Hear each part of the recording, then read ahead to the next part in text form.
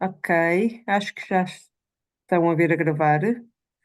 Ahm, Estamos em mais uma sessão de Invasores às Quartas, neste terceiro ciclo.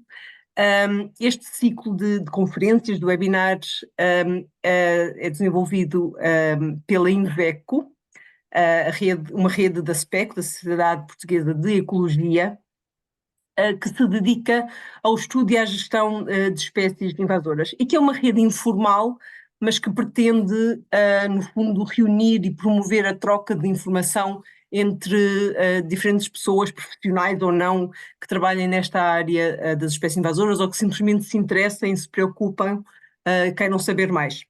Portanto, muito bem-vindos a todos. Um, vou partilhar com vocês a minha felicidade, porque terminamos a semana sobre espécies invasoras no domingo e correu muito bem. Quem esteve aqui na sessão anterior sabe que nós convidamos a todos e, e de facto tivemos muitas atividades. Um, Voltamos a ultrapassar o valor do ano passado e chegamos quase às 400.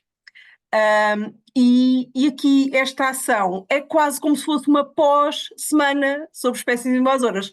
Portanto, por isso é que eu estava a dar esta nota. A Paula já fez o favor de colocar aqui o link para terem mais informação tanto sobre a semana, sobre este ciclo das invasoras às quartas, onde podem ver uma sessão passada que não tenham visto, ou rever. E também podem saber um bocadinho mais sobre a própria rede Inveco e sobre a semana sobre as espécies invasoras. Portanto, a partir deste link conseguem facilmente aceder à informação. E o que é que eu ia dizer mais? Vou passar a palavra à Paula Lourenço, que está aqui comigo da Inveco, para fazer um breve esclarecimento sobre as ações de curta duração, se tiver aqui algum professor que tenha interesse em obter os certificados. Paula? Ola, moito boa noite a todos, benvindos. Sí, simplesmente facer o lembrete de que estes últimos 3 webinares das invasoras ás cuartas, quen participar a todos eles terán direito a máis unha formación de curta duración e con a participación mínima de 45 minutos. Para pedir este certificado ou os certificados individuais na participação de um só webinar, vou deixar aqui os links no chat e pronto, é isso. Exatamente. Só que tinha que dizer. Portanto, está o e-mail para tirar as dúvidas e está o resto da informação, ok? Sim. É só Então passo a mesmo. palavra a Elia outra vez. Ok, muito obrigada, Paula. Nós continuamos a ter aqui pessoas a entrar, mas eu vou passar para a apresentação da nossa palestrante de hoje. Nós temos o prazer, vou pôr aqui destaque, não sei se vocês conseguem ver, da nossa participante. Nós temos o prazer de ter connosco a Ana Iel. A Ana Iel é uma pessoa muito experiente nesta questão das invasoras, principalmente ligadas a meios aquáticos. A Ana é engenheira do ambiente, depois da Universidade de Aveiro, depois diversificou a sua formação e apostou na engenharia civil, mas muito ligada à parte hidráulica e aos recursos hídricos. E atualmente é diretora do Departamento de Ambiente e Ordenamento do Território da EDIA. A Ana, nesta parte, agora, a Ana faz muitas coisas interessantes, mas agora um bocadinho com mais destaque para a questão das invasoras. Esteve envolvida e foi responsável por vários projetos, não só a nível nacional, mas a nível ibérico. Acho que sempre com a parte das invasoras aquáticas, portanto, mas diversificando entre plantas, onde um dos principais alvos tem sido o jacinto d'água, mas indo também aos animais, onde tem um trabalho também interessante e importante com a agora ia dizer um disparate já num instante, com o mexilhão zebra. E acho que é a altura de passar a palavra à Ana e agradecer-lhe ter aceito o convite.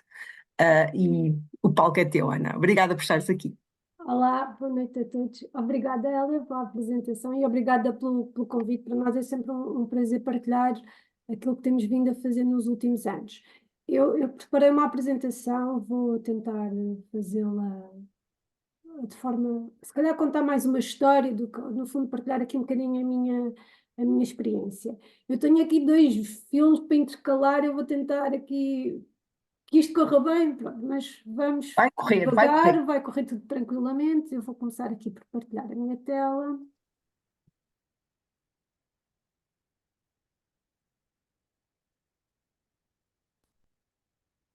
E já estamos a ver a tela, Ana, falta só a impressão, a apresentação. Uhum.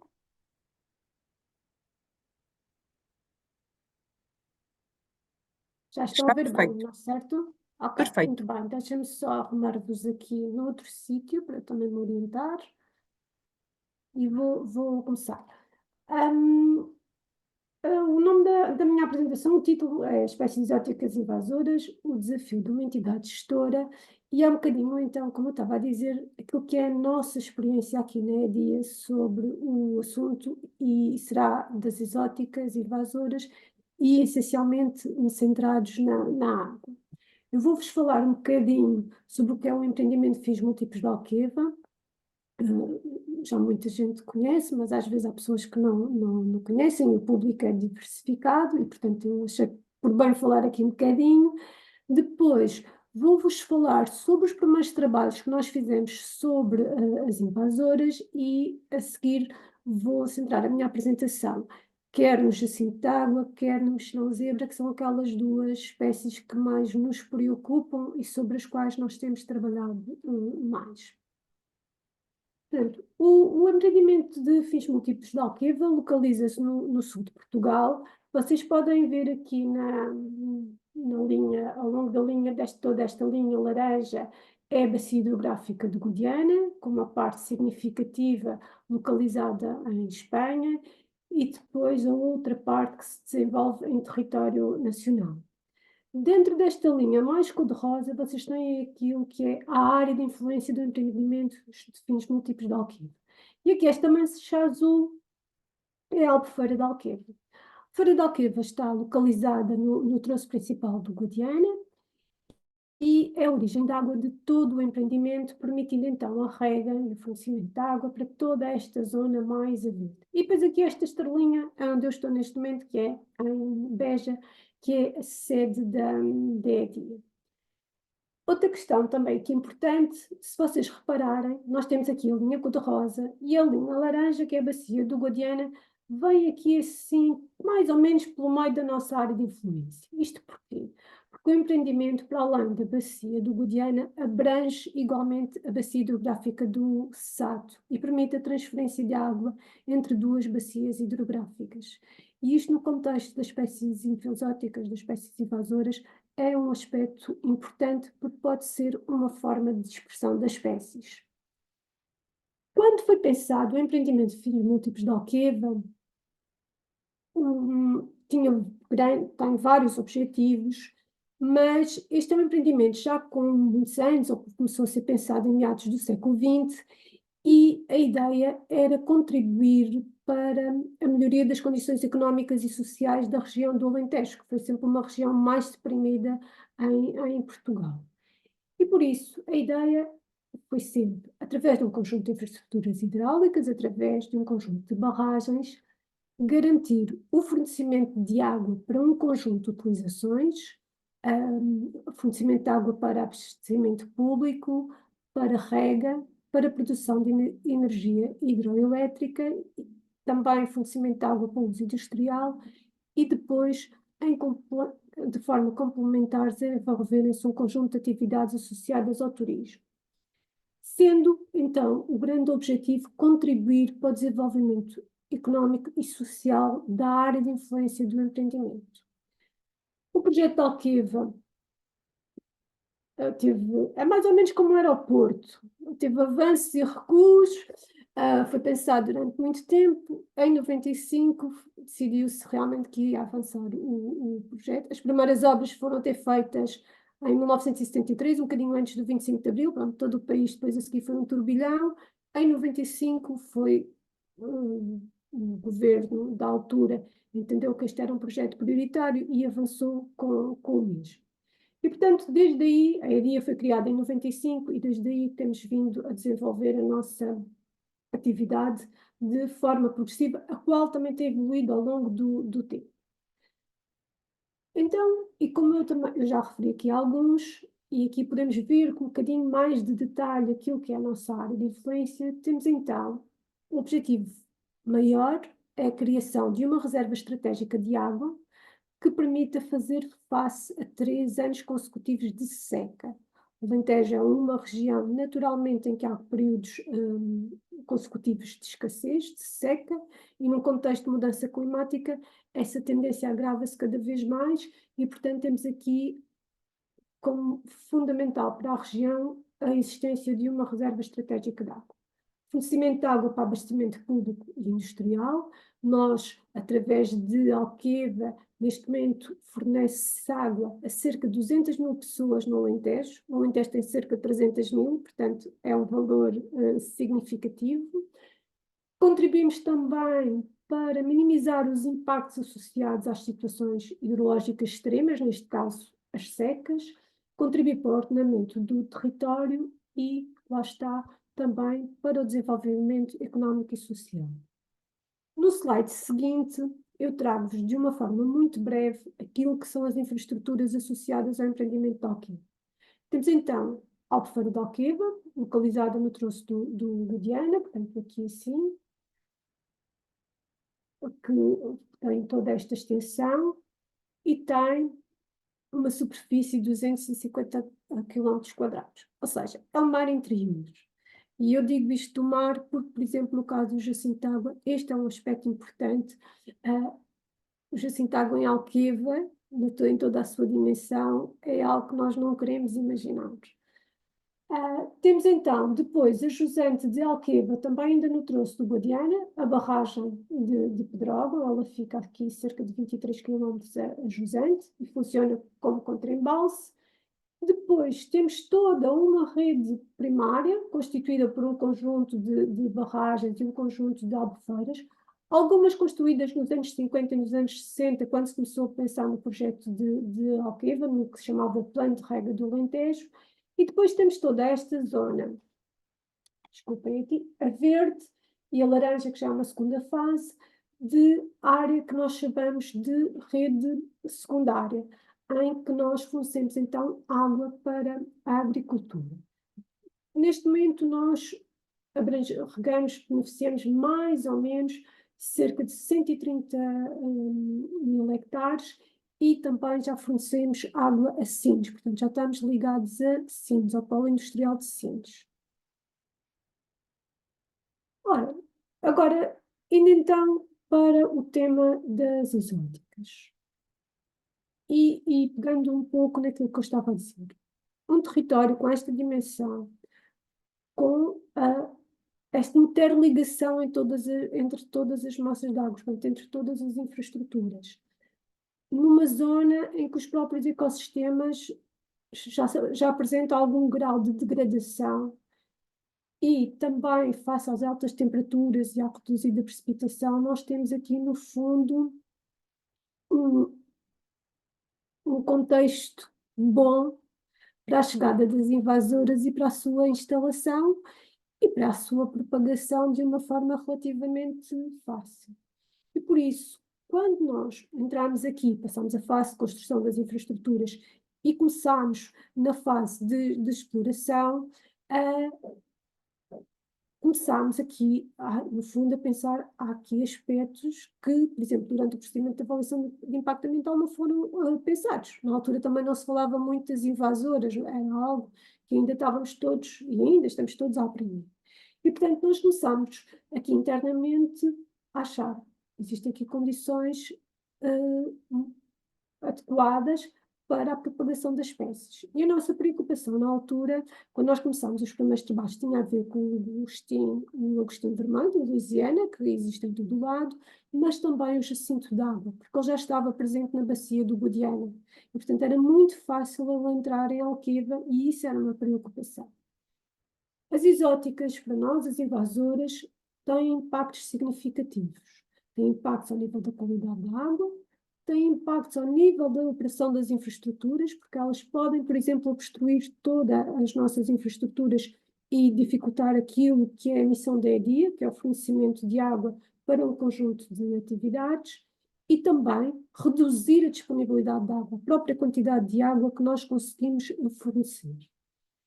Então, neste contexto, e porque na altura tivemos também essa oportunidade e estávamos a pensar no assunto, nós precisávamos aqui de um plano que sistematizasse aquelas espécies que eram, que poderiam causar mais impacto ao nível da nossa operação e de que forma é que nós poderíamos antecipar a sua entrada ou preveni-la e o que é que nós precisávamos de fazer caso ela entrasse para a controlar. Isto tudo com o objetivo, no fundo, de garantir que nós continuamos a cumprir aquilo que é a missão do empreendimento e a sua própria sustentabilidade, porque algumas destas espécies podem ter impactos económicos significativos a nível do empreendimento. E por isso, e isto foi então as nossas preocupações enquanto entidades gestoras. Em 2012, já no âmbito de um dos projetos em que nós participámos, o projeto Life in Fase Zero, feito em parceria com entidades espanholas, nomeadamente com a Junta da Extremadura e com a Confederação Hidrográfica do Guadiana, nós entramos no projeto, o projeto foi aprovado, foi o primeiro projeto ibérico sobre espécies invasoras, e portanto e foi um momento para nós, é dia de grande aprendizagem e de partilha de informação, e por isso, nesse contexto, entre 2012 e 2013, nós desenvolvemos então um plano de monitorização e gestão de espécies exóticas invasoras. Ele tinha essencialmente duas fases. Numa primeira fase, nós tínhamos a equipa teve que fazer uma análise daquilo que era o nosso território e destas interligações todas que eu expliquei de uma forma muito breve, fazer a sua caracterização, identificar quais eram as espécies chaves, ou seja, aquelas que já estavam presentes ou que poderiam entrar no território e que teriam impactos significativos, e depois então, e nesse contexto acho que foram identificados cerca de 14 grupos de espécies, depois foi feita uma hierarquização, até que nós chegámos a 3 espécies que para nós eram significativas. Uma delas eu não trouxe aqui, é uma espécie é um caracol, e identificámos então como muito relevantes no contexto da missão da EDIA, o jacinto de água e o mexilhãozinho. O jacinto de água já, como eu referi, presente na bacia do Guadiana, ou no Rio Guadiana, já montante de Alqueva, o mexilhão-zebra já presente em Espanha, mas sem ainda estar presente na bacia do Guadiana. Este plano tinha um conjunto de cenários, também de acordo também com aquilo que são os cenários das alterações climáticas, e identificava um conjunto de ações de monitorização e de controle que nós deveríamos implementar de forma a prevenir ou atrasar, de prevenir e, se necessário, controlar a entrada das espécies. Referir aqui que quando este plano foi feito, 2012, 2013, nós ainda tínhamos a legislação antiga sobre as invasoras, ainda não estava aprovado o novo decreto-lei.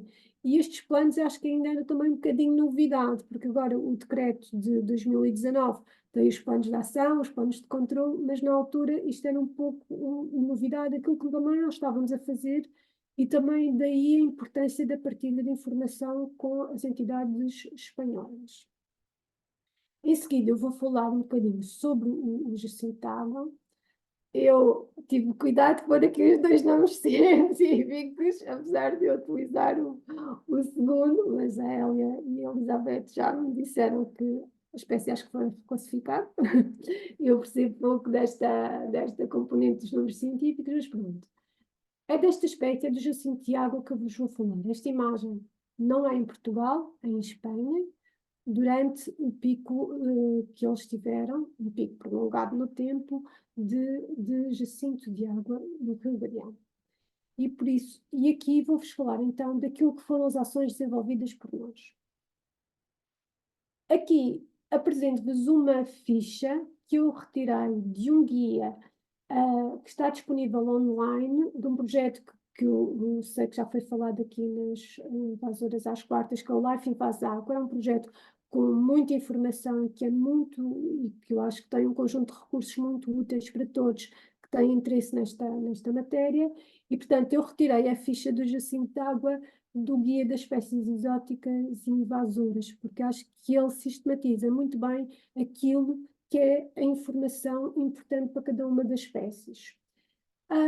O Jacinto d'Água é oriundo do Brasil, da Amazónia. Já existem várias bacias, quer espanholas, quer portuguesas. O primeiro registro em Portugal é de 1939 e existem várias bacias portuguesas. Eventualmente no Guadiana será o sítio onde ele está mais controlado daquilo que é do nosso conhecimento. Os vetores e as vias de entrada podem ser distintas e ele tem impactos significativos, quer sobre as espécies, os ecossistemas e também sobre aquilo, tem impactos sociais e económicos, porque pode condicionar fortemente um conjunto de atividades. Pronto. Esta espécie também consta da nossa legislação e da legislação espanhola e também dos regulamentos europeus. Em seguida, eu vou tentar contar esta parte de uma forma muito breve. Esta informação que está aqui é referente àquilo que foi a progressão do Jacinto d'Água em Espanha. Portanto, a primeira referência pública é em 2004.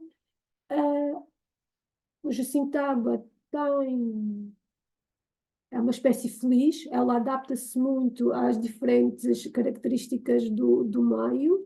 Por exemplo, uma planta pode originar 100 filhos, ou seja, rapidamente ela se multiplica. As sementes são viáveis durante 20 anos, portanto, é uma espécie feliz, consegue adaptar-se bem, e depois tem características que lhe permitem dispersar rapidamente. Por exemplo, as folhas parecem tipo uma vela, e o bulbo, ou seja, funciona quase como um barquinho em que rapidamente é arrastado pelos cursos de ar. E por isso, ele em Espanha tem a primeira referência no Guadiana em 2004. Ele rapidamente, em 2 anos, afeta cerca de 75 km de rio. Nesta fase, as entidades espanholas apostam muito nos trabalhos de remoção e de controle e de instalação de barreiras para evitar a propagação para jusante. E eles, em 2010, dão a espécie como controlada. Em 2011, verifica-se uma inversão e eu assinalei aqui a bold e pus a ausência de meios, porque isto foi uma aprendizagem da parte espanhola que eu acho que nós, parte portuguesa, temos que ter muito presente e não nos podemos cansar de dizer.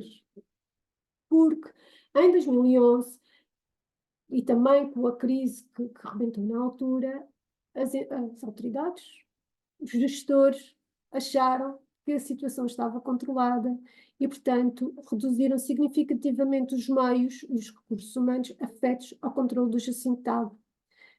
Estava controlado, não fazia sentido continuar a investir neste tema e neste controle. O que sucede é que, sem a manutenção do controle, a espécie propaga-se e dispara e vai atingir uma área significativamente maior àquela que já estava afetada. E, portanto, daí até chegar praticamente à entrada da Alqueva foi tudo muito, muito rápido. Portanto, ela propaga-se rapidamente. Em 2012, final de 2012, 2013, ali no início, há umas cheias significativas e nós, recebemos um alerta da Confederação Hidrográfica do Guadiana de que o Jacinto d'Água ultrapassou a barragem do Montijo e a qualquer momento pode chegar ao troço nacional do Guadiana. Aqui, depois eu tenho mais datas, 2014, 2017, são os trabalhos que os espanhóis continuam a fazer. Em 2018, eles implementaram um plano de choque. Eles envolveram o exército, eles têm uma unidade direcionada para este tipo de situações. Portanto, eles ali, à volta de 2018, 2019, chegaram a ter 500 pessoas a trabalhar no Rio Guadiana para a remoção do jacinto d'água.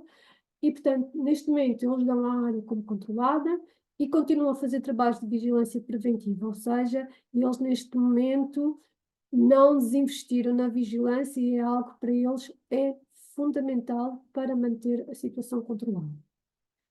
Como eu referi, nós em 2012, desculpem, no final já de 2012, recebemos um alerta então de que o Jacinto de Água ultrapassou a barragem do Montijo e rapidamente instalamos a nossa primeira barreira de contenção, num troço que fica a montante da Albufeira de Alqueva, que nós podemos ver aqui neste cantinho.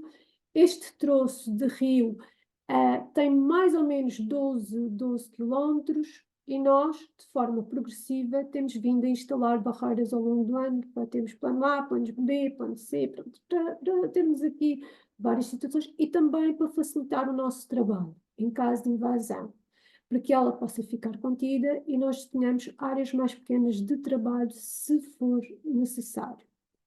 Simultaneamente com esta instalação de barreiras, nós neste momento temos 6 ao longo deste troço, nós, com uma pequena embarcação, começámos, que é esta aqui, coitadinha, que era o que tínhamos na altura, começámos a fazer trabalho de prospecção das margens. Como eu vos disse, uma plantinha destas pode dar origem a inúmeras plantas. E, portanto, o que é que acontece? Se nós deixarmos estas plantas, por exemplo, no meio da vegetação, e voltarmos lá, aqui assim, disseminada, escondida, aliás, desculpem, se nós voltarmos, passado 15 dias, podemos ter uma mancha muito maior e de difícil controle. E, portanto, nós, com as nossas equipas de campo, começámos a fazer a prospecção sistemática dos 12 quilómetros. O que é que nós, como dividimos o rio em troços, e todas as semanas fazíamos um troço em que a equipa verificava a margem direita e a margem esquerda. Na semana seguinte fazíamos o novo troço e desta forma nós íamos controlando aqueles 12 quilómetros e retirando tudo aquilo que todos os exemplares de Jacinto de Água que nós identificávamos. Simultaneamente, os espanhóis estavam a trabalhar de forma muito intensiva à montante, como eu vos mostrei, porque o trabalho dia a dia, a nível do Jacinto de Água, também deve muito àquilo que foi o trabalho a montante da Confederação Hidrográfica, porque eles efetivamente fizeram um trabalho significativo e, portanto, aqui foi muito importante a parceria entre as várias entidades. Simultaneamente, e como estávamos a trabalhar em parceria, nós continuámos a desenvolver projetos com Espanha, o que nos permitiu aqui também reforçar muito aquilo que são os equipamentos que nós temos disponíveis. Portanto, passámos de ter aquele semi-rígido para ter vários barcos de alumínio que são mais propícios para a recolha do Jacinto de Água, são mais fáceis de entrar no rio. Melhorámos aqui também os acessos ao Rio Guadiana, instalámos uma estação automática de recolha de Jacinto de Água e comprámos aqui uma embarcação anfíbia que nos permite contribuir muito a nível da recolha do Jacinto de Água. O trabalho não parou por aqui e, simultaneamente, foi desenvolvido um protocolo de atuação entre Portugal e Espanha. Tinha vários objetivos, isto foi no âmbito também dos projetos, o projeto ASECA, que foi financiado pelo Interreg, e, portanto, a ideia deste projeto, deste protocolo, peço desculpa, no fundo, melhorar a coordenação entre as administrações e, acima de tudo, em caso de invasão, agilizar os processos de reforços de meios, quer a nível de equipamentos, quer a nível de recursos humanos, pelas várias entidades. E, portanto, existir aqui uma partilha sem ter que termos que passar toda aquela componente que às vezes as relações entre dois países, por muito que cooperem, tornar o processo todo mais ágil. Pronto. E também unificar aqui critérios de ação naquilo que era o combate ao Jacinto de Água. Este é um aspecto do plano, é um dos mapas, portanto, todo o rio, toda a área afetada foi dividida em troços. Estes troços são verificados periodicamente e eles podem ter, por exemplo, diferentes níveis de alerta consoante tenham ou não mais Jacinto de Água. O troço de que eu tenho vindo a falar e que nós trabalhamos aqui na EDIA é essencialmente aqui esta parte. Antes da Ponte da Ajuda, que é como se fosse o início da Albufeira da Alqueva, que fica em Alves. Daqui para a frente, se o Jacinto de Água entrar, é muito, muito complicado. Felizmente para nós, estamos neste momento ainda a trabalhar aqui nesta fase. Pronto, aqui também só um destaque maior daquilo que são os subterrâneos, portanto, isto essencialmente é aquilo onde nós trabalhamos. Eu não sei se estes quadros se veem bem, mas a ideia aqui é para cada tramo identificar se estiver, consoante for aquilo que é o nível de alerta em que nos encontramos, que tipo de recurso é que os dois países podem alocar. Por exemplo, se tivermos aqui no verde, que é a presença pontual de plantas, pode haver aqui, são necessárias ferramentas manuais, barreiras, embarcações, e portanto isto para os dois países, porque nós quando nós fazemos a margem esquerda, também estamos a fazer a margem espanhola. Quando eles fazem ações de vigilância, também estão no mesmo troço, também estão a fazer a margem portuguesa. Mas isto é para ilustrar um bocadinho aquilo que é a filosofia do protocolo de atuação assinado entre Portugal e Espanha. Eu acho que ele é de 2019, 2020. Agora não tenho aqui presente a data. E estando agora aqui a terminar a parte sobre o Jacintão, eu trouxe esta notícia e trouxe estes números. Temos aqui 15 anos de trabalho e cerca de 185 quilómetros de rio afetados. E temos 50 milhões de euros investidos só na parte espanhola. E como vos referi, eles tiveram um plano de choque com cerca de 500 pessoas no rio. E isto, aquilo que pretendo aqui salientar é que quando uma espécie se instala, primeiro a erradicação é praticamente impossível, não é? E os custos de controle podem ser significativos e muito, muito, muito pesados. E às vezes os gestores não têm muito esta noção, ou quem decide, e, portanto, daí também trazer estes números, porque acho que é uma mensagem importante que a nível das invasoras é mesmo fundamental trabalhar a nível da prevenção. Eu sei que ao longo destes webinars esta questão vai sendo referida, mas acho que nunca é demais voltar a salientar. Bom, agora eu vou tentar fazer aqui o meu passo de magia, sem ver se corre mal, que é para mostrar-vos um filme aqui do Jacinto Água. Só um momento.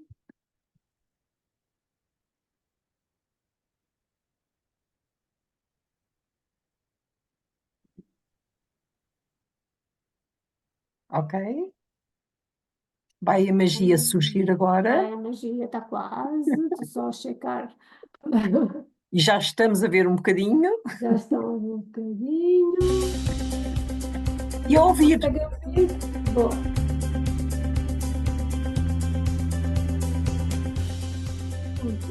Eu vou baixar só um bocadinho o som porque eu vou falar também um bocadinho. Isto é o nosso troço de controle.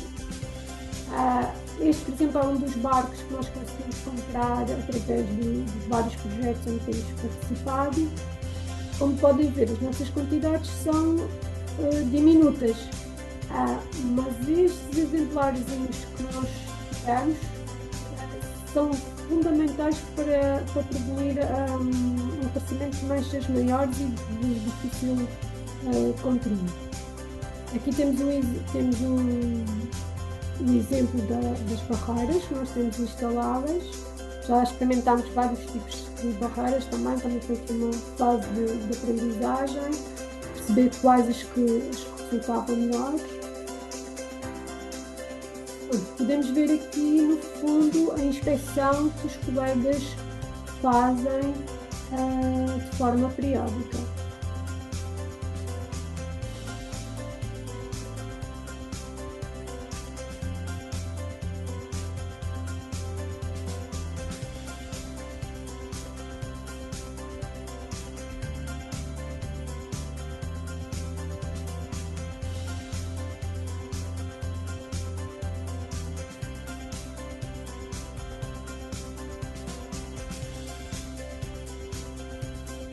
Isto é o açude do Monte da Vinha, é uma barreira natural que existe no rio, mas não significa que o jacinto de água não o consiga galgar e progredir para Jusante.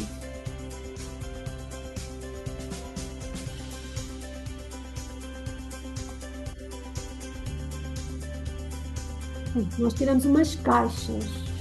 Os espanhóis tiraram toneladas de jacinto de água do rio, não é? Portanto, temos uma escala diferente e por isso é que eu também referi a questão. Desculpem, só para não ficarmos aqui com os morcegos. E por isso é que eu também referi a questão. Agora, voltar à apresentação. Como disse, estava a referir também a importância da colaboração e do trabalho conjunto que existiu entre os dois países. Já estão a ver bem a apresentação? Está perfeito, Ana. Pronto. Agora, uma das perguntas que às vezes me fazem sobre o jacinto de água, e só para terminar, nós colocamos o jacinto de água na margem, ok? Fora do leite cheia, esperamos que ele seque. O jacinto de água também tem uma porcentagem significativa de água e depois ele seca e aquilo é um resíduo grande, porque ele neste momento não tem qualquer tipo de aproveitamento. Esta é uma pergunta que às vezes nos fazem e os espanhóis também fazem o mesmo. Eles não eram montanhas de jacinto de água, nós temos assim uns montinhos, mas de momento não há aproveitamento. A outra espécie que quando nós começámos a trabalhar não existia em Portugal é o mexilhão-zebra. O mexilhão-zebra é um bivalve, ele é originário das bacias do Mar Negro e do Mar Cáspio. Aqui também me socorri do guia do projeto Live Faz Aqua, e o mexilhão-zebra tem impactos significativos e, no caso de uma entidade como a EDIA, que fornece água através de um conjunto de infraestruturas hidráulicas, pode ser altamente danoso, porque eles conseguem crescer uns sobre os outros e consegue comatar completamente as condutas, ou seja, interrompe o fornecimento de água. Ele apareceu primeiro na bacia do Ebro e tem-se vindo a espalhar também pelas bacias espanholas e já tivemos uma ocorrência em Portugal que foi connosco. Aqui também procurei pôr algumas características do mexilhão-zebra e um bocadinho também aquilo que tem sido a sua progressão em Espanha e, portanto, ele estava cada vez mais próximo quando estava na bacia do Guadalquivir e, como vos referi, nós tivemos a primeira detecção de mexilhão-zebra no reservatório que está sobre a nossa, que é explorado por nós e que eu vou-vos falar também um bocadinho mais à frente. Mas, em 2012, quando nós fizemos o plano, o mexilhão-zebra era uma ameaça. Portanto, nós começámos a fazer algumas ações na perspectiva de prevenir ou detectar precocemente a sua entrada. Fizemos um conjunto de ações de monitorização, com recolha de amostras de água em várias albufeiras do EFMA, depois com a sua observação através de luz polarizada e de análises através de PCR. Simultaneamente, e também lá está, como refiro na questão da aprendizagem que tivemos com os parceiros espanhóis, instalámos um conjunto de cabos em vários pontos do empreendimento. São os cabos náuticos com nós de metro a metro, que nós penduramos nas nossas infraestruturas e que verificamos trimestralmente também com as nossas equipas. Porque o mexilhão tem tendência para se fixar e, portanto, poderia ser uma forma de o detectarmos. Adquirimos também no âmbito do IVASEP, portanto, no período de 2012, 2013, um conjunto de estações de desinfecção, porque os barcos são um mecanismo de dispersão do mexilhão-zebra. Se um barco estiver numa bacia, numa albufeira, que que tem mexilhão-zebra pode trazê-lo para outra que não está infectada, ou que não tem ainda a presença do mexilhão, e, portanto, eles são um veículo de dispersão. Nós compramos estas estações, fazemos a desinfecção, mas fazemos de uma forma gratuita, ela não é obrigatória em Portugal. E, portanto, apesar de nós já termos vindo a trabalhar no sentido de ser algo, por exemplo, quando é dada autorização para um concurso de pesca, que isso seja uma obrigação, o que é facto é que nos dias de hoje ainda não é, isso não acontece, mas é algo que nós temos vindo a trabalhar. Simultaneamente, num projeto mais recente, nós criámos um mecanismo, que estamos a ver agora como é que implementamos, que lhe chamamos o Passaporte Z, em que, no fundo, os utilizadores dos barcos registram as ações de desinfecção. Isto, no fundo, como ação de sensibilização e também na expectativa de, se isto for obrigatório, se poder existir um registro e nos permitir acompanhar o movimento de embarcações entre albufeiras. Como já referi, a primeira ocorrência de mexilhão-zebra foi connosco, apesar de todos os esforços que nós fomos desenvolvendo ao longo do tempo. Ele foi detectado em outubro de 2019, num daqueles cabos que eu vos apresentei, ou seja, a nossa equipa, na sua vistoria regular, detectou o cabo. Portanto, esta é uma imagem aqui, esta é uma imagem do cabo, não é? E o mexilhão já estava completamente instalado neste reservatório. Até hoje, nós ainda não conseguimos perceber como é que ele apareceu neste reservatório. O seguinte, ele foi aparecer naquilo que nós chamamos o fim de linha, ou seja, nós temos aqui a Albufeira de Alqueva, portanto, em todo o troço do Guadiana. Aqui temos toda a progressão. Já estamos a falar de estarmos na Bacia do Sado, portanto, já tivemos aqui um transvase. E ele vai aparecer no extremo da nossa rede hidráulica, ajusante aqui de uma ou outra albufeira, do qual nós não detectámos até à data mexilhão zebra. E, portanto, para nós foi sempre um bocadinho como é que ele aqui veio parar. Mas até à data ainda não conseguimos identificar a forma como é que ele entrou. Quando nós detectámos o mexilhão-zebra, e, por exemplo, isto aqui é um aspecto de uma das grelhas, nós fizemos aqui uma intervenção de choque.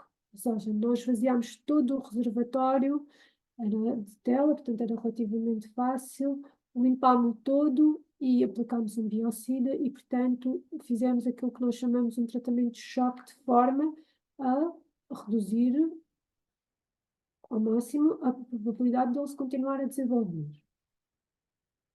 Estas são algumas das imagens, das grelhas, dos materiais que estavam já a ficar obstruídos com mexilhão-zebra, e também um aspecto da limpeza que foi feita. Nós já publicámos um artigo sobre esta operação, ele está aqui no link em baixo, onde vocês depois podem consultar. Mais tarde, nós fizemos esta operação toda, portanto, outubro, novembro de 2019. No ano seguinte, em 2020, voltámos a encontrar alguns exemplares de mexilhão-zebra, voltámos a fazer uma operação do mesmo tipo e, mais recentemente, não tem sido detectado. Não quer dizer que ele não esteja aí há alguns. E como diz um dos meus colegas que trabalha profundamente neste assunto aqui conosco, o mexilhão-zebra é o nosso inimigo invisível. Ele está aí há alguns. Nós é que ainda não damos com ele. Simultaneamente, isto foi a intervenção que foi feita, fizemos em tempo recorde, e aqui a rapidez e a forma como as entidades podem atuar é diferenciadora. É muito, muito importante a rapidez com que se tenta controlar uma espécie quando ela é detectada na sua fase inicial de invasão. Simultaneamente, nós também fizemos algumas ações de divulgação. instalámos uma série de placas alusivas à necessidade da desinfecção das embarcações e elaborámos também aqui um filme que fizemos mais recentemente com financiamento do Fundo Ambiental sobre o mexilhão zebra. Neste financiamento do Fundo Ambiental desenvolvemos também um plano de ação para o mexilhão, que estamos agora mesmo a ultimar, para depois o podermos pôr em prática. Agora vou tentar fazer o segundo momento de magia. Vocês tenham só um bocadinho de paciência.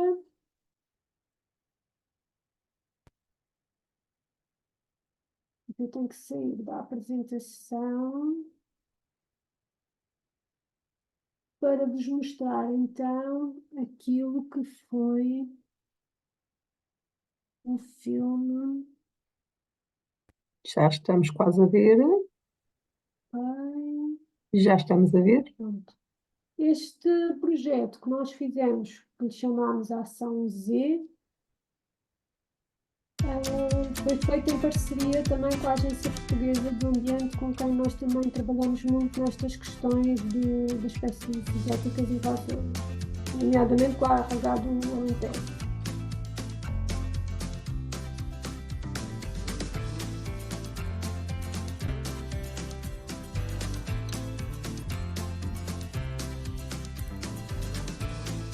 O objetivo deste vídeo também é sensibilizar muito os agricultores, que são os nossos principais beneficiários. Portanto, também transmitir a eles a importância de determinadas práticas.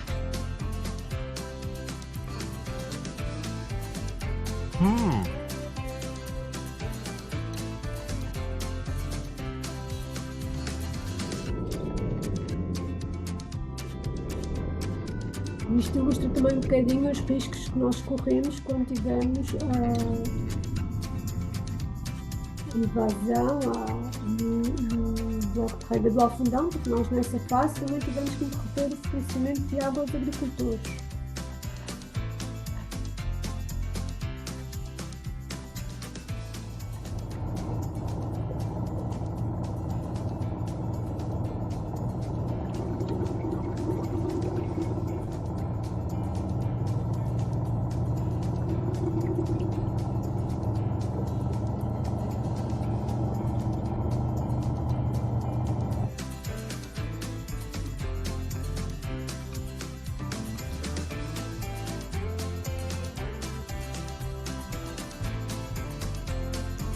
Bem, como diz o meu colega David, para os mais novos, é como se fosse agora uma cassete VHS, para quem se lembra.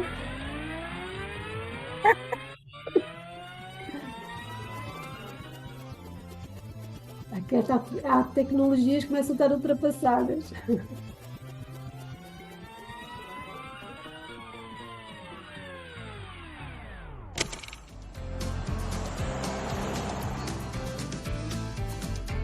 E o objetivo é, no fundo, alertar para a questão da prevenção e desinfecção, nomeadamente na questão da circulação de embarcações entre albufeiras, não é? Como já tive a oportunidade de referir.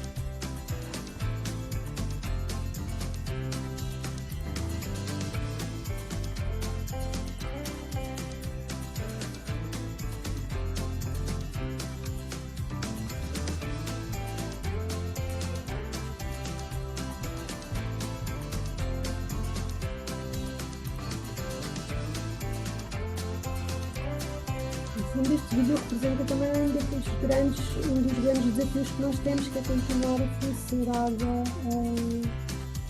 além de qualidade, também em quantidade. No fundo, continuar a prestar o serviço para o qual a EDIA também foi constituída.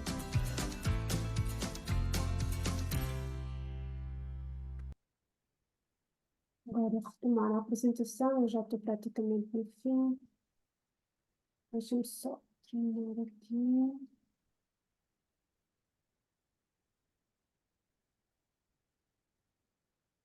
Estás a chegar ao teu limite, mas estás quase no fim, nós Estou deixamos quase no fim, terminar. estou quase no fim. Sim, faltam-me só 2 ou 3 slides. Não, já não me vão lembrar. Já estou a ver? Já falta. Uhum. Falta só uma da apresentação?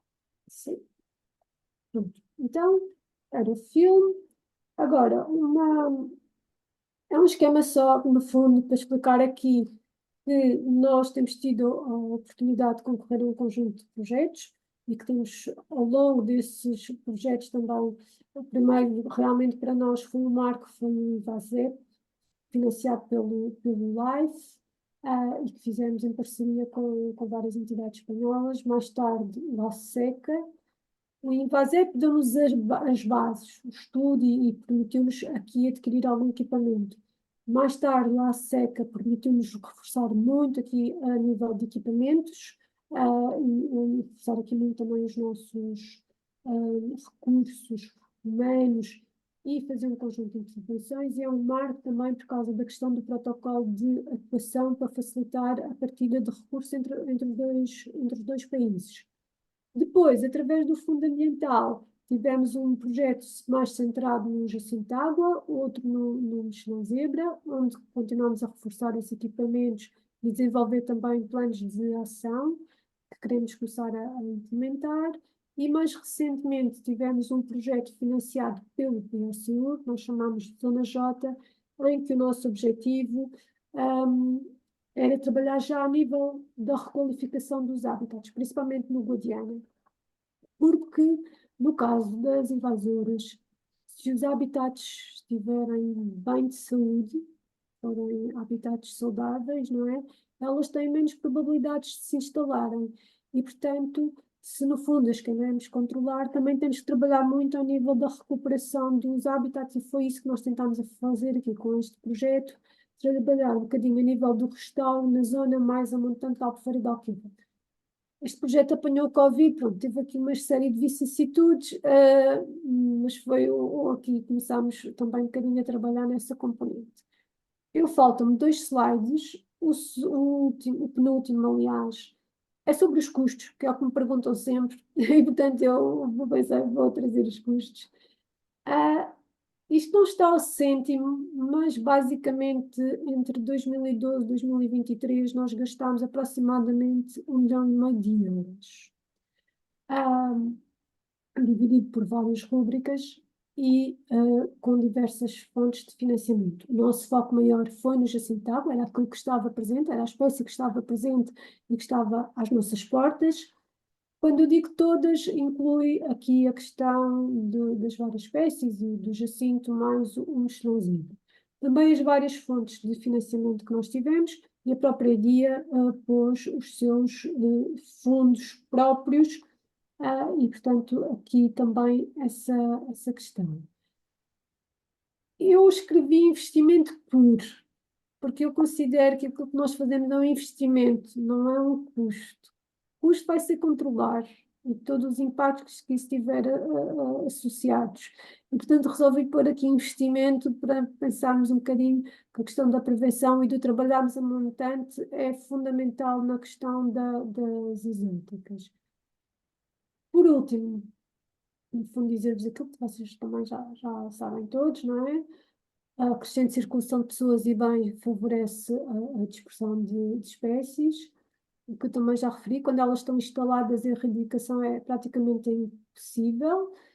Eu também que fui tentando, acho que passar a mensagem ao longo da apresentação, que os custos de prevenção são sempre inferiores aos custos de controle e, portanto, é necessário fazermos um esforço significativo a nível de prevenção.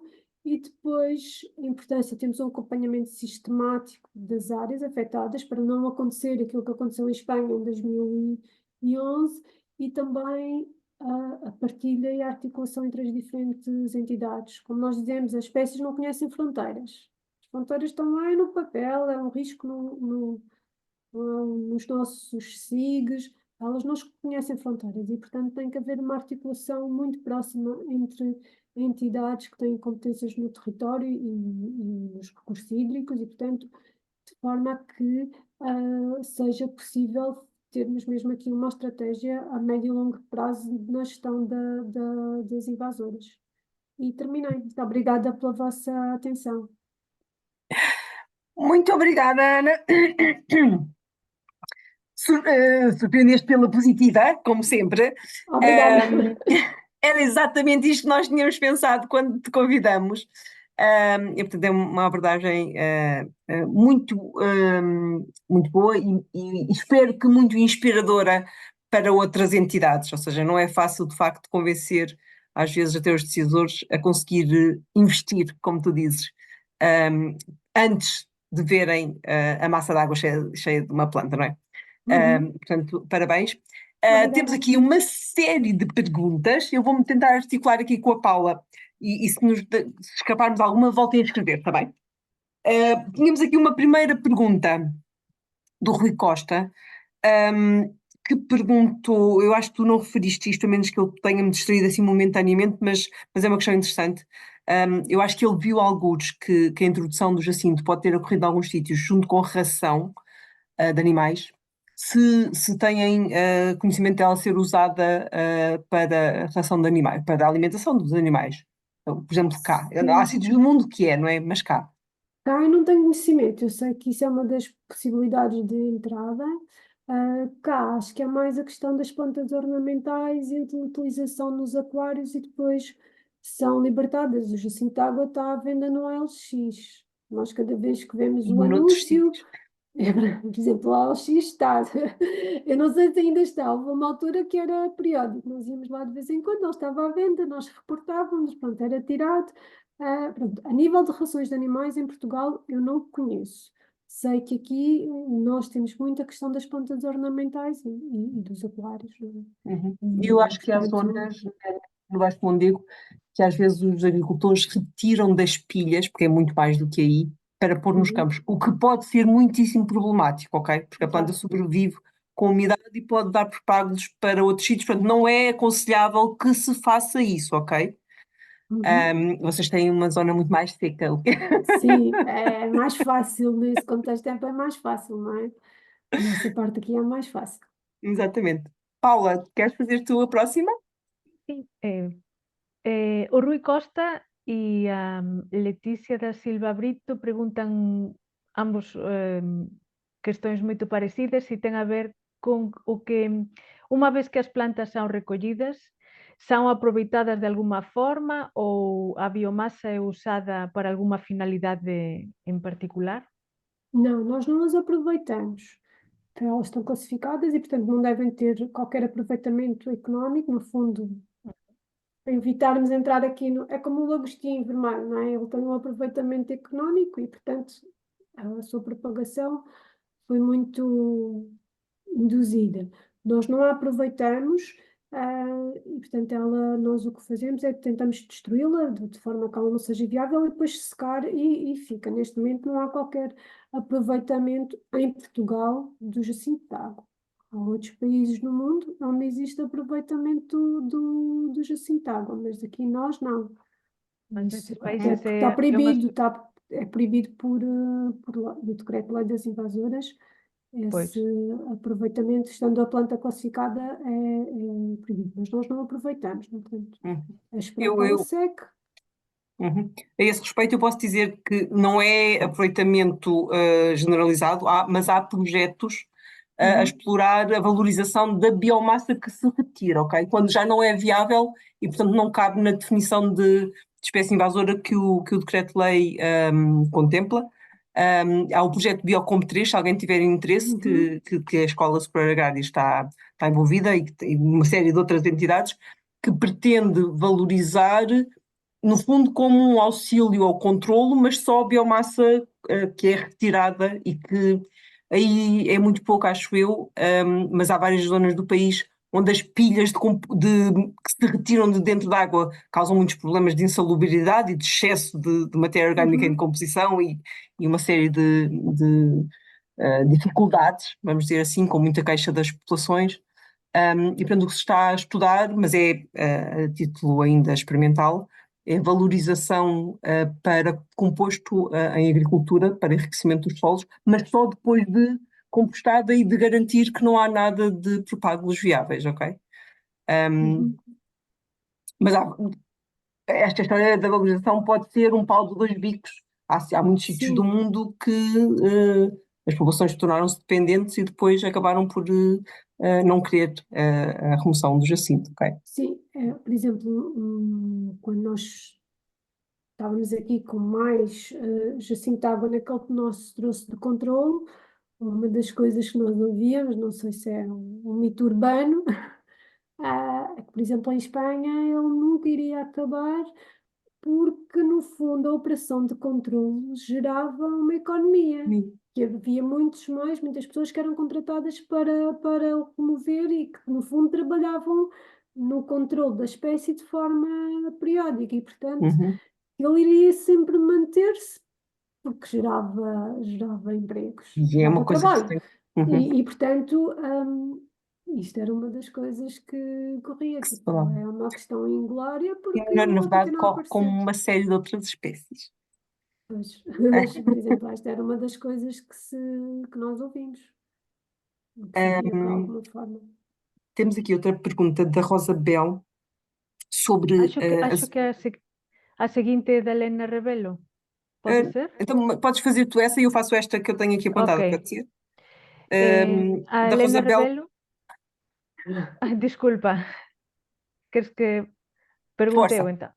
Ok. A Helena Rebelo pergunta se ten tomado alguma medida relativa á invasão do xacinto de agua no Río Novo do Príncipe en Casia, Aveiro. Eu não sou a pessoa mais indicada para responder a essa questão. Eu sei que mais a norte, e a Elia pode-me ajudar com essa componente, Em acima de Cacia não Coimbra, tenho a certeza. agora em Cacia, em Aveiro não, porque deduzo que já é outra CIM, que já é outra área, sei que acima de Coimbra tem desenvolvido um trabalho significativo na área no controle do jacinto de água na bacia do Mondego. A Cacia já é outra Também não sei, mas está área, ali a Letícia com a mão no ar, a Letícia trabalha em Aveiro, se calhar ela consegue responder.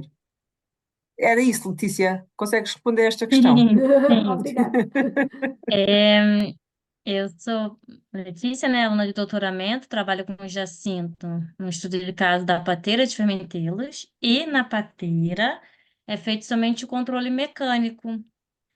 Entretanto, recente, em fevereiro, eu tive na zona da pateira, em diversos pontos, o que nós vimos, o que eu vi foi um pouco assustador, é que a água, né, porque subiu o nível de água da lagoa, então jogou todo o jacinto para fora, naquela zona do entorno, e aquilo começou a se decompor, e não foi feito nada.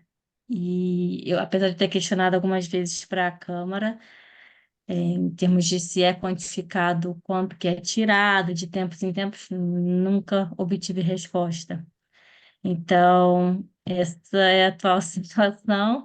E já, mesmo sendo moradora de Aveiro, já vi aqui no canal, próximo Uhum. da Ria, jacintos a flutuar. Então, infelizmente, é falado que é feito, mas eu não sei qual é a periodicidade, de fato, a efetividade desse controle. Ok. É isso. Obrigada, Letícia. Eu sei que, Ah, já essa questão. há Jacinto dessa área que vai dar, percorre a ria toda e vai dar ao mar, não é? Já há muitos anos. Uhum. Mas é verdade que na Pateira, principalmente creio que o município de Águeda, fazem um trabalho também com continuidade, que nunca o conseguem remover todo, porque têm áreas em que a ceifeira aquática não consegue ir, porque tem a coluna de água muito baixinha, mas também têm continuidade e não têm conseguido evitar que a pateira, que todo o espelho de água, não é, volte a ser coberto como já foi há alguns anos. Mas é exatamente o que a Ana dizia na apresentação dela, é uma questão de continuidade e de nunca baixar os braços, porque senão ele avança muito, muito rapidamente. Temos uma pergunta aqui interessante da Rosabel, que depois, quando falaste do último projeto, eu acho que foi aqui que vocês querem chegar. Ela pergunta quais é que são as espécies autóctones mais afetadas pelo jacinto e se vocês também, no fundo, desse projeto que vocês depois falaram no fim, não é? procura salvaguardar estes autóctones, não é, os seus habitats. O projeto que nós tínhamos, se calhar vou ao contrário, está bem? O projeto que nós tínhamos no fim era trabalhar muito a nível da requalificação das margens, no fundo melhorar a galeria ripícola, para evitar que eles tenham espaços onde se instalar. A nível de espécies autóctones, ele no fundo cobre todo o espelho de água e, portanto, pode afetar os peixes, pode afetar as plantas, não há assim alguma espécie que eu diga, pelo menos que eu saiba, atenção, porque a minha formação base não é biologia e não quero dizer aqui nenhuma asneira. E, portanto, eu acho que ele afeta o ecossistema de uma forma geral. Enquanto, por exemplo, o mexilhão-zebra pode afetar os bivalves autóctones, por exemplo, múnios. No caso do jacinto-água, acho que é mais o ecossistema como um todo, o facto de ele estar presente e de cobrir as massas de água todas. Portanto, não acho que existe uma espécie que seja mais ou menos afetada. Neste caso aqui é mais os ecossistemas, mas julgo que vocês me podem ajudar mais até com esta Eu daí questão. não sei responder. O que eu sei, por exemplo, aqui no Sim, Baixo Mondego, é exatamente o que tu dizes, quando ele tapa o espelho de água completamente e se instala, ele afeta todas as espécies dos vários grupos taxonómicos e quase não escapa a ninguém.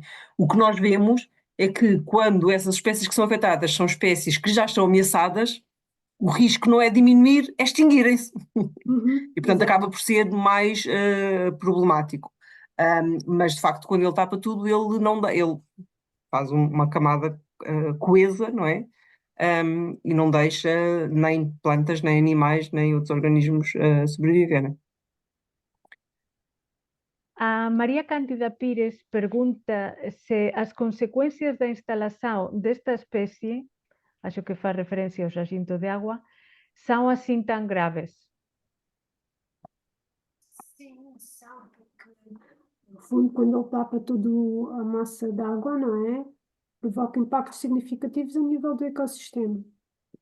Também provoca nível, e depois, porque o jacinto de água, quando baixa a temperatura, portanto, sendo oriundo da Amazónia, gosta de umas temperaturas mais quentinhas, mais agradáveis.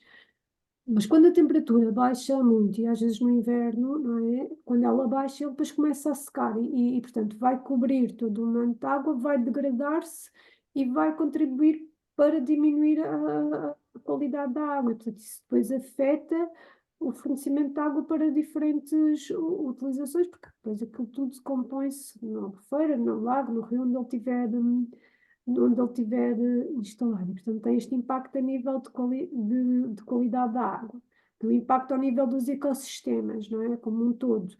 E depois a nível também de quantidade, porque ele também funciona um bocadinho como bomba e, portanto, também há ali um aproveitamento da quantidade de água, e, portanto, tem estes impactos.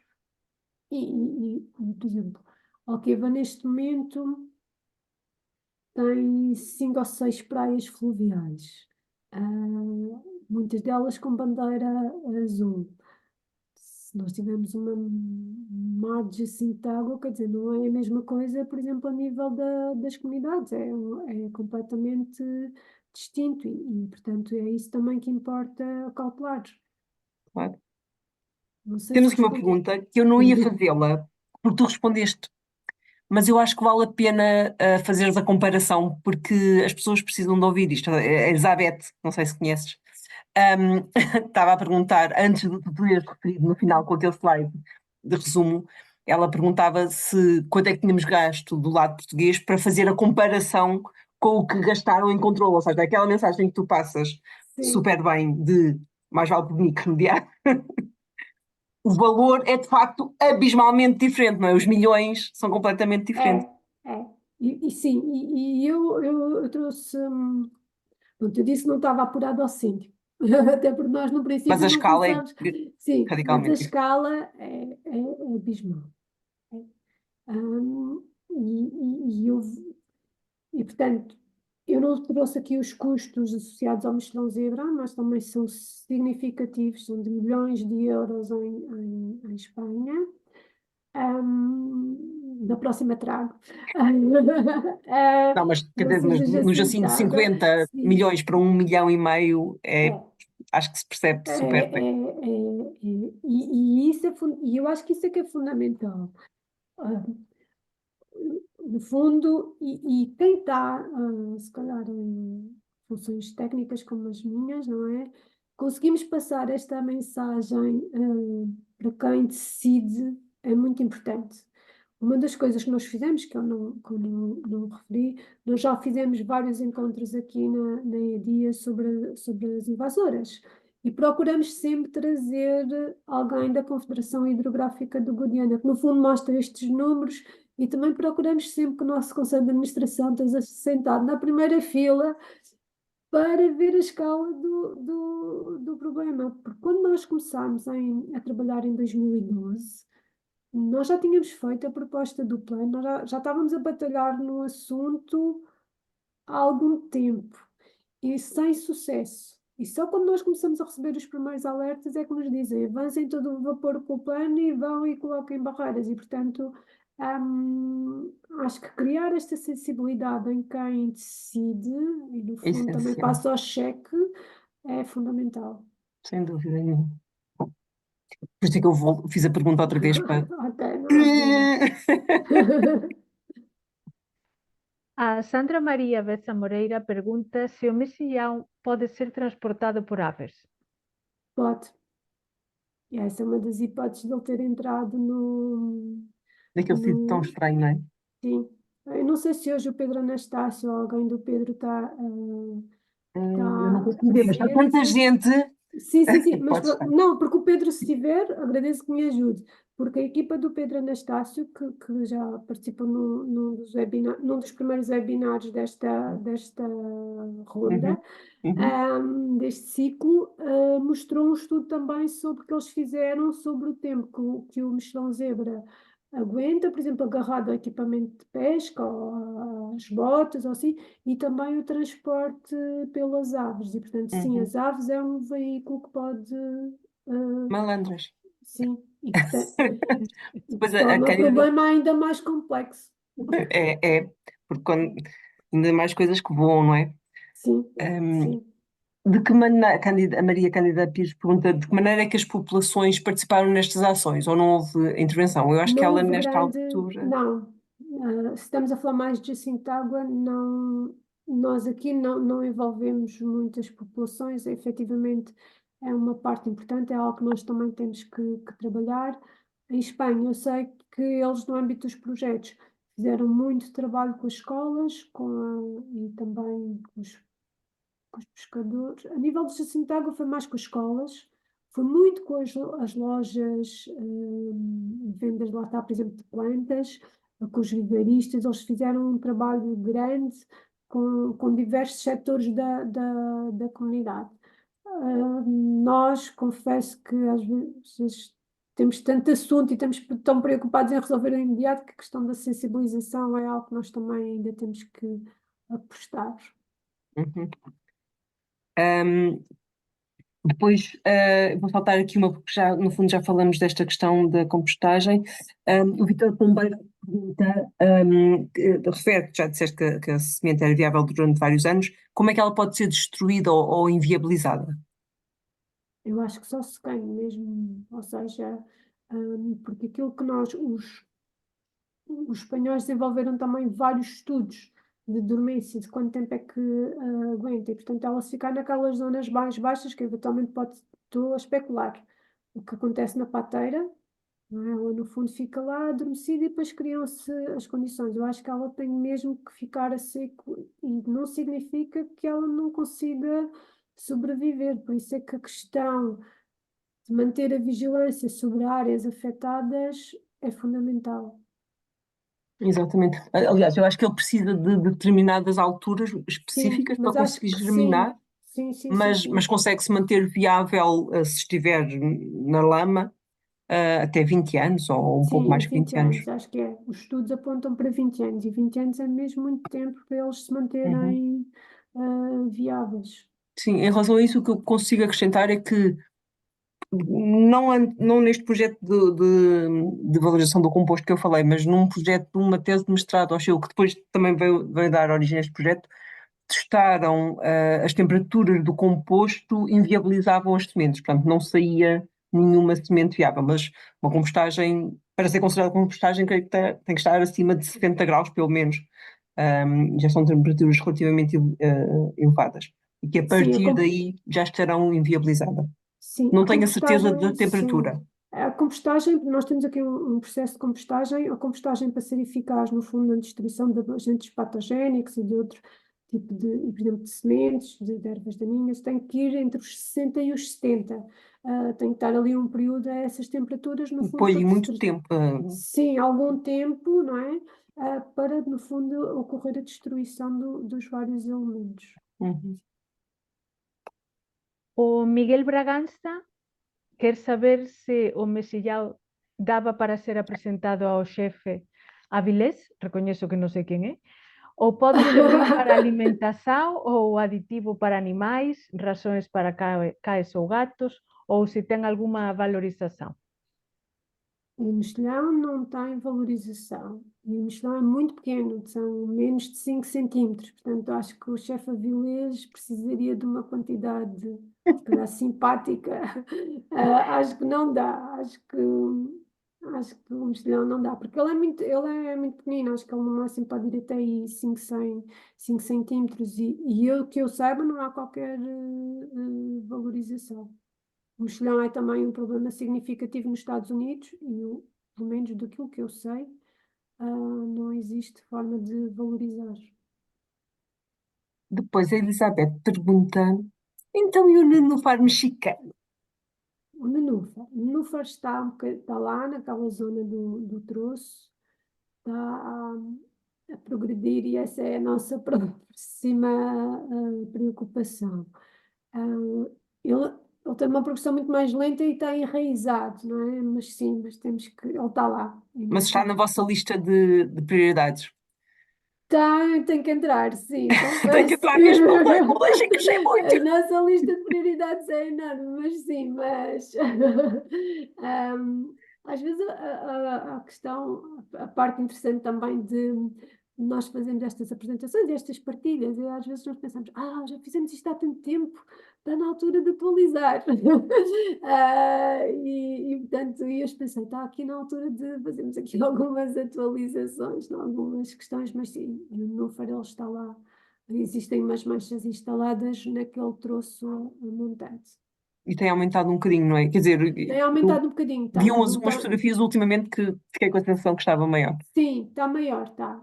Está maior e os colegas têm-nos reportado isso, e, portanto é algo que tem que entrar na nossa lista de Ponham-no na mesma preocupações. lista que o Jacinto, não o deixem fugir. Sim, sim, é mais difícil de tirar, porque ele está completamente Enraizado. enraizado, sim. Os próprios espanhóis também já estão a fazer estudos, porque eles em Badajoz também têm manchas significativas, que as pessoas às vezes acham que é Jacinto água, mas é nenúfar Ele, mexicano. quando se junta muito, não é? As folhitas levantam-se um bocadinho e parece quase Jacinto. Sim, e depois o Jacinto consegue estar por cima do nenúfar mexicano, portanto vivem Com sucessão. sim, sim, sim, vivem de uma forma simpática entre todos. Sim, mas é uma das preocupações que nós temos que ter em breve. Uhum. O Pedro Xosé Grilo pergunta que medidas preventivas se está a tomar a EDIA relativamente á posibilidade de invasão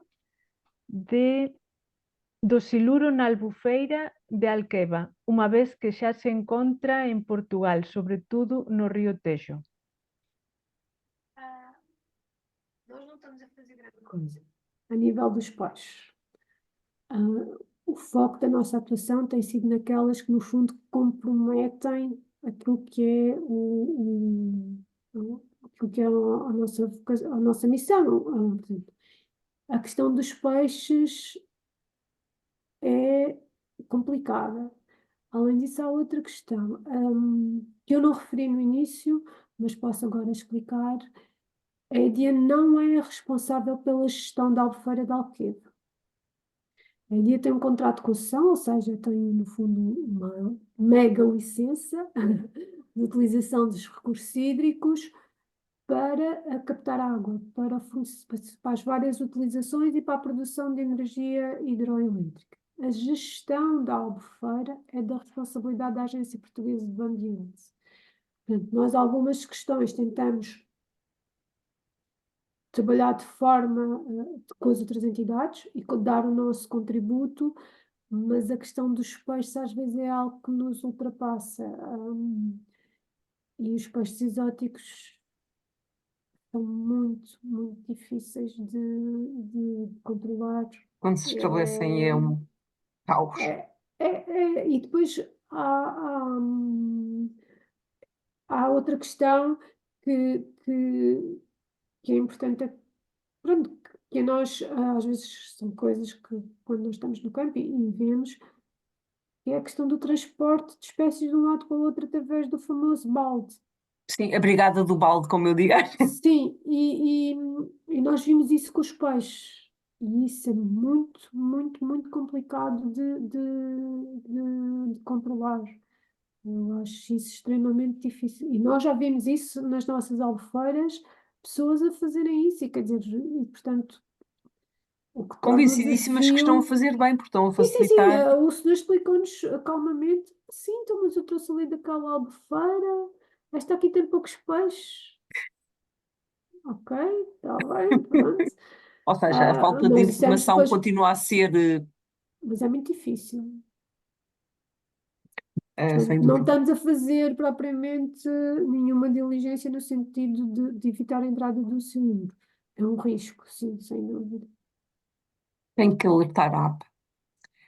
Uhum. Temos todos que ir passando esta informação. Ahm, Estava aqui mais uma pergunta que eu não sei, eu acho que já mais ou menos respondeste se estas espécies invasoras do José Alberto, se estas espécies invasoras podiam colocar outras espécies autóctones ahm, a ameaçar, das que ainda não foram afetadas. Mas é um bocadinho aquela lógica de quando ocupa tudo, não há muitas espécies que. Pode haver, de facto, espécies mais resistentes que em bancos de sementes ou com propágulos ou que consigam escapar, não é? Mas de facto, invasoras aquáticas são assim uma ameaça No muito caso do abrangente em mexilhão, relação. sim, e no caso do mexilhão zebra, a questão aqui é mesmo, a ameaça a nível de espécies é sobre os mexilhões do rio, não é? Sobre as nossas espécies autóctones, que elas já estão muito ameaçadas devido a um conjunto de pressões que nada têm a ver com as invasoras, e o mexilhão zebra pode ser a cereja em cima do bolo, não é? Porque Uhum. ele pode crescer sobre eles e, portanto, aí Asfixios, não são, é? sim, sim, sim. Portanto, os mexilhões do rio, os únios, podem ser muito impactados pela presença do mexilhão zebra. As outras, o jacinto de água, pronto, acho que é mais generalista os impactos que pode ter sobre as espécies. Exatamente. Está aqui uma última questão, mas que eu acho que tu acabaste por responder um bocadinho há bocadinho quando disseste que não tinhas conhecimento da utilização do mexilhão. A Maria Cândida estava a partilhar que algumas conchas são usadas, de bivalves, são usadas na indústria farmacêutica, se seria viável para o mexilhão. Eu não sei nada de Não mexilhão, tu também sei, estavas a não dizer que não sei. tinhas Não sei. conhecimento. Eventualmente pode ser uma hipótese, mas eu não tenho conhecimentos dessa parte. Olhem, e já ultrapassamos completamente a nossa hora, Mas já são dez ainda e há meia. hipótese de eu facer uma pergunta, sim, muito Força. rápida. A Ana disse que o xacinto de agua, quando os hábitats ripícolas estaban ben conservados, era máis difícil o xacinto de agua establecerse, ¿no? E expandir a súa invasión. Há algunhas condições específicas dos hábitats alterados que o xacinto nas quais o xacinto de agua consega crecer mellor, tipo aguas máis ricas en nutrientes ou máis túrbidas ou non sei, assim, unha Sim, sim, coisa sim, dese sim. tipo. Ou seja, o jacinto de água, por exemplo, os nutrientes é um fator que propiciam o seu crescimento, nomeadamente o fósforo. Portanto, por exemplo, em áreas agrícolas em que as margens não estejam estruturadas e, no fundo, em que as corrências agrícolas possam chegar facilmente às massas de água, é um sítio onde ele tem mais tendência para se desenvolver. Se as margens, no fundo, tiverem uma galeria ripícola estruturada que funcione como filtro, àquilo que possam ser, por exemplo, as corrências agrícolas, diminui a quantidade de nutrientes na água e, portanto, reduz diminui a possibilidade dele se desenvolver tanto. Isso, por exemplo, é uma das formas, e quando nós tentamos trabalhar aqui nessa questão do restauro, tem muito a ver com o restauro das linhas de água. Nós estamos todos cientes de que a nossa rede hidrográfica, aqui no Alentejo está seguramente, mas noutros sítios também, acho eu, está muito, muito degradada. Portanto, neste momento é muito fácil qualquer contaminante, os nutrientes, um conjunto, a fluírem às massas de água. Por isso é que logo no primeiro slide eu também tinha a questão das pressões, porque tinha a ver com estas pressões antropogénicas que no fundo propiciam, que criam condições boas para o desenvolvimento das invasoras, e daí a importância do restauro dos habitats, nomeadamente a estrutura da galeria ripícola e das margens, da importância termos margens saudáveis. Muito Só obrigada, tem a beneficiar. esclarecido. As margens saudáveis beneficia uma série de Tudo! outras coisas, não é Sim, só sim, sim. a serviço às Isso dá invasões. várias conversas, dá vários webinars. Exatamente, exatamente, e precisamos tanto de apostar nisso. Um, mas porque em termos de flutuante, ou seja, agora pensando noutro tipo de habitats que podiam ser recuperados. É verdade que para outras invasoras que sejam submersas, a nossa vegetação aquática bem estabelecida também pode ajudar a dificultar o estabelecimento. O jacinto é flutuante, nós temos muito pouca coisa de flutuantes além dos nenúfares, não é? Mas é verdade que se estivesse tudo bem, a maior parte das invasoras, mas as aquáticas são assim um bocadinho de exceção, não têm facilidade.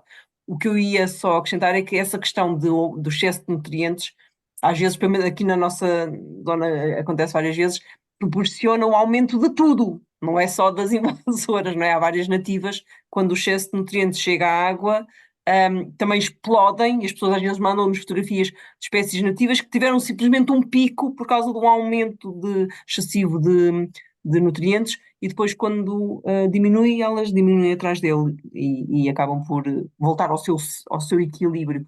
O grande problema é que o jacinto ou outras invasoras normalmente depois não voltam a esse equilíbrio quando os nutrientes baixam. Não é? Sim, nós também temos esse problema com Ok. algumas que são autóctones, não é? Depois se Sim, tornam sim. infestantes porque as condições estão criadas para que elas explodam. Observação, sim, Uhum. exatamente. Portanto, está aqui uma quantidade incrível de parabéns. Depois, Obrigada. quando nós mandamos-te o chat para tu depois poderes ver. Eu acho que Agradeço. agora já é todos a agradecer a sessão tão interessante e a partilha de conhecimentos e a desejar boa noite. Estava alguém a perguntar em relação às presenças. Nós temos os relatórios de presença do Zoom e sabemos exatamente quantos minutos é que cada pessoa esteve presente, ok? Para a questão das OCDs é que só fazemos trimestral. E eu acho que já não há mais nenhuma pergunta, é só mesmo muitos parabéns aqui para a Ana.